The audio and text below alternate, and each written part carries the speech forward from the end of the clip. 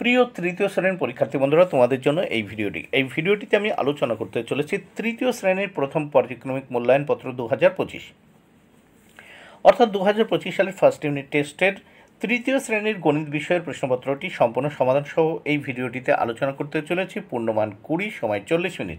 বিদ্যালয়ের নামের জায়গায় তোমরা তোমাদের বিদ্যালয়ের নাম লিখবে, শিক্ষার্থীর নামের জায়গায় তোমরা তোমাদের নিজেদের নাম লিখবে, বিভাগের জায়গায় ক, খ না গ বিভাগ সেটি লিখবে, ক্রমিক সংখ্যার জায়গায় তোমরা তোমাদের রোল নাম্বার লিখবে। এইবার প্রথমে দেখো এক দাগে কি বলেছে, সঠিক উত্তরের মাথায় টিক চিহ্ন দাও। এখানে 4টি প্রশ্নের উত্তর করতে হবে, 2 মার্ক। প্রত্যেকটি প্রশ্নের উত্তরের জন্য 1-এর অর্ধেক মার্ক করে বরাদ্দ। 1-এর ক, আকাশ 2টি গন্ধরাজ লেবু আর 1টি বেল কিনলো। একটি লেবুর দাম 4 টাকা ও একটি বেলের দাম 7 টাকা হলে আকাশকে দিতে হবে কত? দেখো এখানে দুটো গন্ধরাজ লেবু কিনেছে, 4 4 8 টাকা, আর বেলের দাম 7 টাকা। 8 আর 7 কত হয়? 15 টাকা। তাহলে 15 উত্তর। খ, কাকা 12টি লিচু দুজনকে সমান ভাগে ভাগ করে দিলেন। তাহলে দেখো কটা করে পড়বে? 6টি। উত্তর হবে 6টি। গ দাগে 3 অঙ্কের সবচেয়ে বড় সংখ্যাটি হবে দেখো 999, মানে 3টে নয়। ঘ, ত্রিভুজের বাহু সংখ্যা দেখো উত্তর হয় 3টি। ত্রিভুজের বাহু সংখ্যা কটি? 3টি। এবার নেক্সট আমরা দেখব বাম দিকের সাথে ডান দিক মেলাতে হবে। এখানে দেখো এর জন্য রয়েছে কত মার্ক বরাদ্দ? দেখো 4 মার্ক বরাদ্দ। প্রত্যেকটি অংশ মেলানোর জন্য 1 মার্ক করে বরাদ্দ। প্রথমে এখানে দেখো 449, মানে কি 449 মানে 404.9, 404.9। এখানে রয়েছে দেখো 606.6, মানে 606.6 এটা। তারপর দেখো 708.8, এই 708.8। এখানে 809.9, এই 809.9, মানে 899। এরপর আমরা দেখব এখানে কি বলেছে, দেখো আগের ও পরের সংখ্যা লেখো। এখানে আগের আর পরের সংখ্যা লেখো, এর জন্য 4 মার্ক বরাদ্দ। দেখো এখানে দেখো 247-এর আগের সংখ্যা 246, পরের সংখ্যা 248।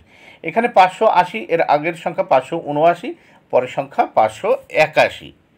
তাহলে এখানে এই পৃষ্ঠা দেখে নিলে প্রশ্নপত্রের। এবার আমরা পরের পৃষ্ঠা বা পরবর্তী পেজ দেখে নেব।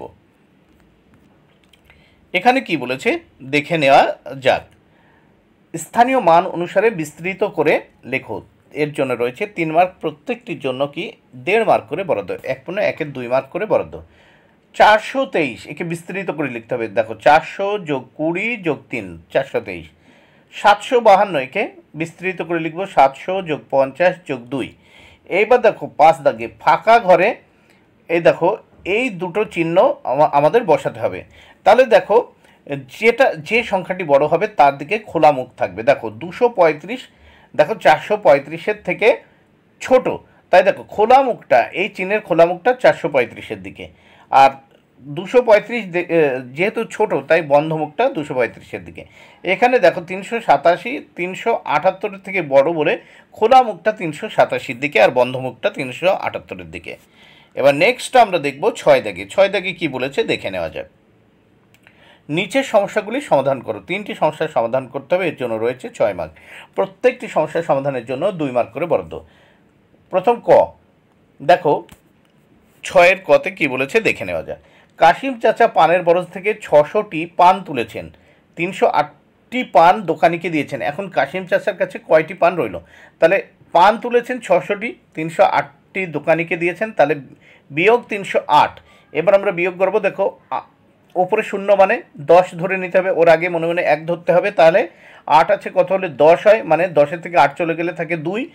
তাহলে হাতের 1 আমি এই 0-এর সাথে যোগ করলে 1 হবে। ওপরে 0 আছে মানে ওর আগে মনে মনে আবার 1 ধরে নেব, তাহলে 10।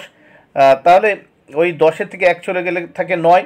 তাহলে হাতের 1 এই 3-এর সাথে যোগ করলাম, 3 আর 1 4। তাহলে উপরে 6 থেকে 4 বিয়োগ হলে কত থাকে? 2। তাহলে 292। কাশিম চাচার কাছে 292টি পান রইল। এবার খ দাগে কী বলেছে দেখো, তোমার বাবা দোকানে গিয়ে 2টি শাড়ি কিনলেন। প্রত্যেক শাড়ির দাম 275 টাকা হলে তোমার বাবা মোট কত টাকার শাড়ি কিনলেন? দেখো তাহলে একটি শাড়ির দাম যদি 275 হয়, 2টি শাড়ির দাম হবে 275 গুণ 2। তাহলে আমি 2 দিয়ে গুণ করলাম। দেখো 5 দুগুণে 10-এর শূন্য, তারপর 2 দিয়ে 7কে গুণ করব। হাতে এখানে দেখো 5 দুগুণে 10-এর শূন্য, হাতে থাকলো 1, 2 দিয়ে 7কে গুণ করব, 7 দুগুণে 14, আর হাতের 1 15 5, হাতে থাকলো আবার 1, 2 দিয়ে 2কে গুণ করব, 2 দুগুণে 4, আর হাতের 1 কত হয় 5, 550 টাকা। বাবা মোট 550 টাকা দিয়ে শাড়ি কিনলেন। এইবার দেখো গ দাগে, দীঘা সমুদ্রে 100 কেজি মাছ উঠেছে। মাছগুলিকে 2 বাক্সে সমান ভাগে ভাগ করে রাখলে প্রত্যেক বাক্সে কত কেজি করে মাছ রাখা যাবে? তাহলে উত্তর দেখে নাও, একবারে করে দিয়েছি। প্রত্যেক বাক্সে মাছ রাখা যাবে 100 ভাগ 2। 100কে 2 দিয়ে ভাগ করলে হয় 50 কেজি করে। বন্ধুরা, ভিডিওটি ভালো লাগলে অবশ্যই লাইক, কমেন্ট, শেয়ার